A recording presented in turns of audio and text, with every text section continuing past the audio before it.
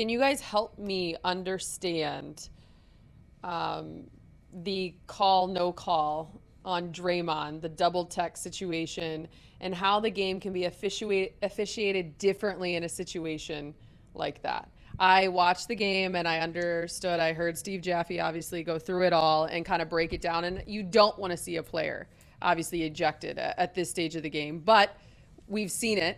We saw it with a couple players in your series, obviously back in 2016. Help me understand that. Because the technical, and this is my thing. The technical isn't that much of the game, right? That little scuffle, right, isn't enough, doesn't affect the game enough to use it as a reason to throw out a player that will ultimately. So you try to avoid that at all costs. Like, they don't want to just play, oh, that's your second technical, boom, right? They don't want to do that because they want the game to dictate the game. And unless it's a fight, like even when it happened with Bron and Draymond, it was afterwards he had been assessed another technical, and then that's when, all of that stuff happened. But in that moment, the referees, everyone's, the referees make it about themselves, the referees are cheating. But no, they want this game to be determined by the players. So if they can eke away from a technical, and it's not just Draymond, he's not the first player, he's just a player that puts himself in that position the most. To me, if you really look, right, you got to go with your gut. If you really look at the film, Draymond, he probably was tired. He didn't really react in a way that he wasn't like he was coming at Jaylen Brown. If you notice, he goes, hey, man, my bad, like, chill out. He wasn't even trying to escalate the situation. He wasn't like, fuck you, I put my shoe in your mouth. It was more like, yo, my bad, like, we fell. I'm tired. You're right here. Jaylen Brown took exception to having a shoe. Like, dude, everyone's like, man, relax. Put it this way. For the referees that have kicked Draymond Green out because of that, they would have gotten roasted. Roasted. Instead, you go, hey, we made a gut play. We were there. Draymond didn't deserve to get a technical. Neither did Jaylen Brown. They disagreed on the play. That's going to happen in NBA Finals. Emotions are running super high. So for me, they made the correct call. You can try to goad Draymond into, getting those two technicals. Thank you. But in that instance, you can try to goad him into those, which I think Jaylen Brown was trying to. Opportunity. Missed an opportunity. He missed an opportunity. Jaylen Brown should have really went at him and got a technical. He missed it. So He in missed the it. Celtics locker Because room, he could have really moving forward, is that Yes. a point of emphasis? Yes. Fine, it was a point of emphasis for every team.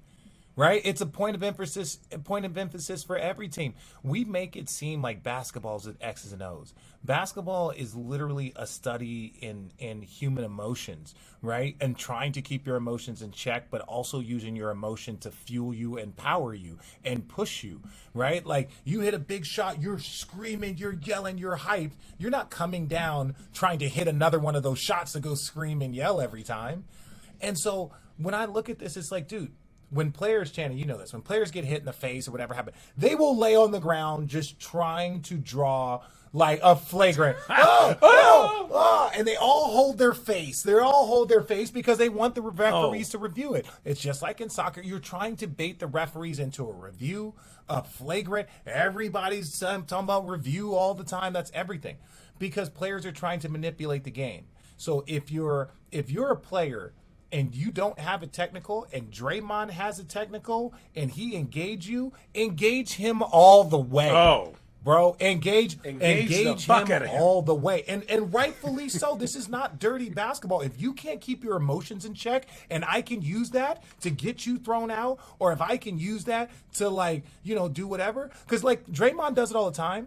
Draymond will just scream and yell. He'll be like, these blank blanks can't guard me, blah, blah. He's saying all of that because he's trying to get into a person's head, right? I'm not saying go out and start a fight with Draymond.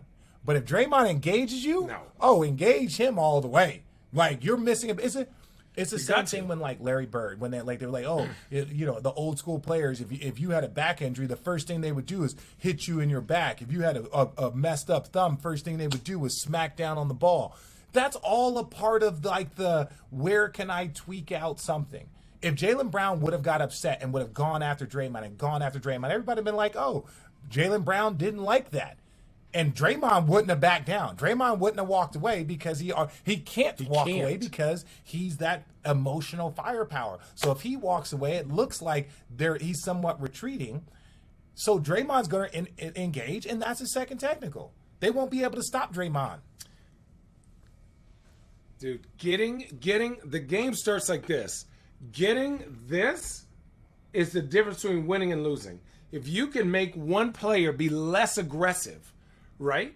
Or if you can make a player be overly aggressive, so now that they're out of control, they're not focused on their game plan, they're focused on you. Draymond gets you, every team has a cadence and a rhythm.